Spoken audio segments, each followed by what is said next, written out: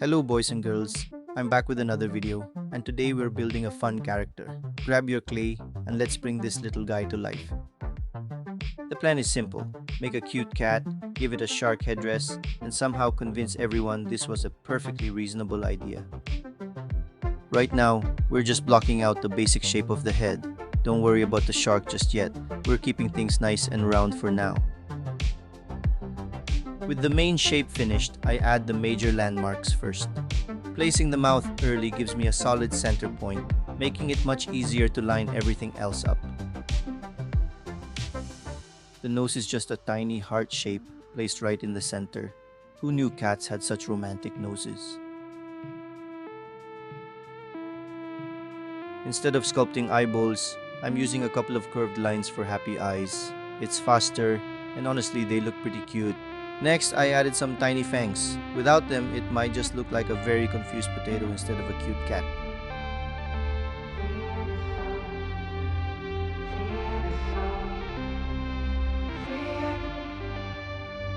Now it's the shark's turn. Before adding any clay, I create a core out of aluminum foil. This gives me the basic bulky shape to work with while using much less clay. It also keeps the sculpture lighter, which is always a nice bonus.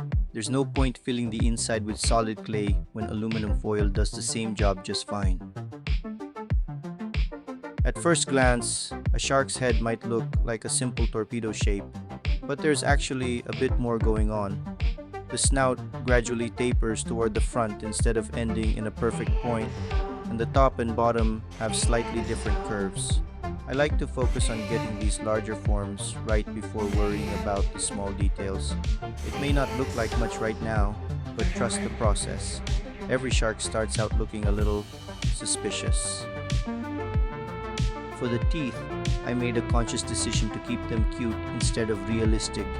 Big, sharp fangs would make it seem like the shark is about to chomp on the cat, and that changes the whole mood of the sculpture. By using small, rounded, curvy teeth, the shark feels more playful than threatening. That's exactly the look I was aiming for. One thing I really enjoy about sculpting stylized characters is that you don't have to follow reality too closely. You can exaggerate the features that make the character feel cute, like a bigger head, tiny little eyes, or a small body. As long as the overall silhouette reads well, people will recognize the character. Sometimes breaking the rules actually makes the design more appealing. For the body, I'm keeping things nice and simple because I want all the attention to stay on the head. The shark headdress is the star of the show, so the body is really just there to support it. I decided to give him a little raincoat as well. It fits the whole ocean theme and adds a nice splash of color without stealing the spotlight. The feet are built from just a few basic shapes. An oval becomes the shoe after cutting it in half, and then I stack two cylinders on top for the leg. It's basically the sculpting equivalent of building with toy blocks. People often think sculpting is all about having amazing artistic talent, but a lot of it comes down to recognizing simple shapes. Heads become spheres, legs become cylinders, and shoes are often just squashed ovals. Once you start seeing everything this way, complex characters suddenly don't feel so complicated anymore.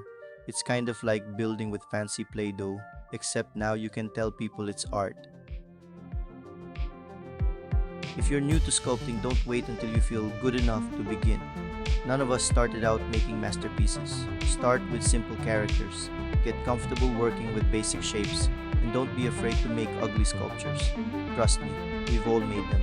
Every project is a chance to learn something new, and before you know it, those simple shapes will start turning into characters you're actually proud of. The hardest part is getting started, so grab some clay and give it a try.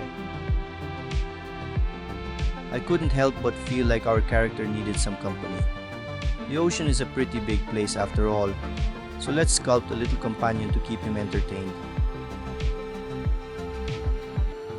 For our little sidekick, I'm making a pug shark, a combination of a pug and a shark.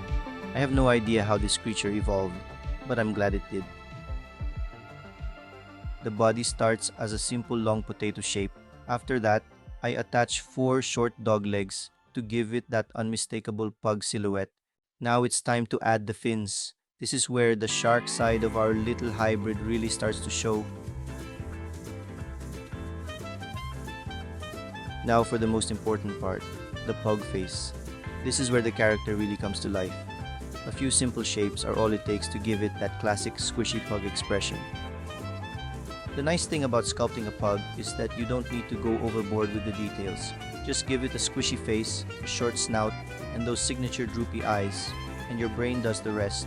It's kind of amazing how a few simple shapes can instantly say, yep, that's definitely a pug. Luckily for us, pugs have already done all the hard work by looking this unique. I also decided to add this little hook.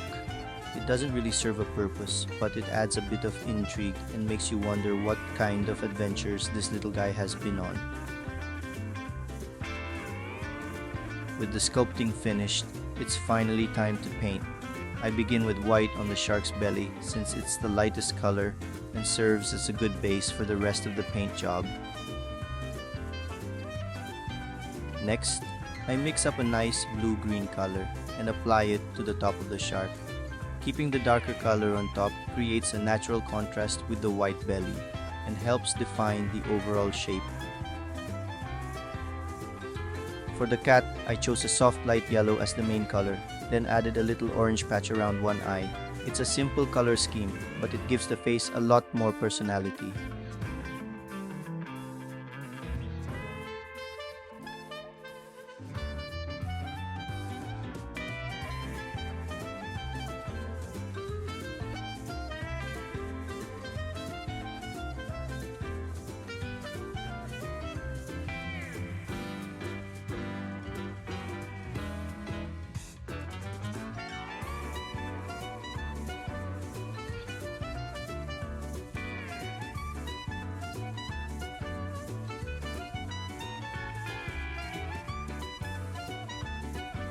The shark head was looking a little too plain for my liking, so I decided to add a tiger-like pattern across it.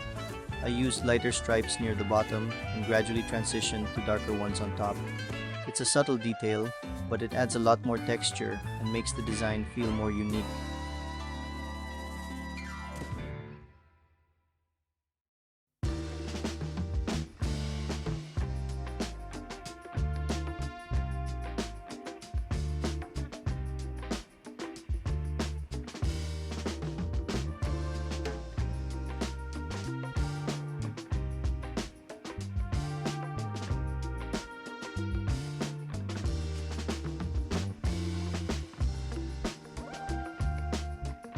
For the raincoat, I kept things nice and simple with a bright yellow.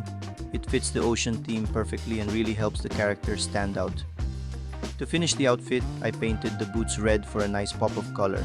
It's a simple combination, but it gives the character a fun, storybook feel. And with that, our little toy is finally complete. I had a lot of fun bringing this goofy little character to life, and I hope you enjoyed watching the process as much as I enjoyed making it. Now, let's roll those final glamour shots.